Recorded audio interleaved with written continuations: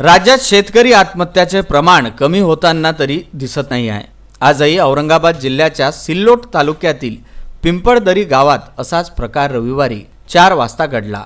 गोपाळ महादू दोड वय वर्ष 26 या शेतकऱ्याच्या युवकाने आपल्या शेतात जाऊन विषारी औषध प्राशन केले। त्याला उपचारासाठी रुग्णालयात नेण्यात आले होते, मात्र उपचारादरम्यान सोमवार रोजी सकाळी 5 वाजता आपले प्राण सोडले। यावर्षी चांगला पाऊस झाला, चांगले पीक येईल अशी त्यांची आशा होती। याच आशेवर आपल्याला 4 पैसे बरे मिळतील असे वाटून त्यांनी पुन्हा एकदा स्टेट बँक ऑफ हैदराबाद यांच्याकडून कर्ज म्हणून घेतले होते। शेतीची मशागत करून पेरणीही केली, मात्र पावसामुळे दुबार पेरणीचे संकट त्यांच्यावर ओढवले। दुबार पेरणीसाठी पैसे कुठून आणायचे, कुटुंबाला खाऊ काय घालायचे, कर्ज कसे फेडायचे आणि या अशा अनेक प्रश्नांची उत्तरे न मिळाल्यामुळे अखेर गोपाल दोड यांनी आपली जीवनयात्रा संपवली।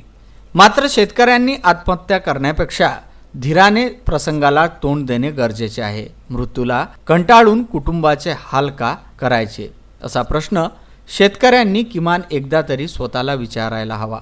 या घटनेची अजिंठा पोलीस ठाण्यात आकस्मिक मृत्यूची नोंद करण्यात आली आहे। पिंपळदरीवरून गणेश कोलते यांचा हा वृत्तांत।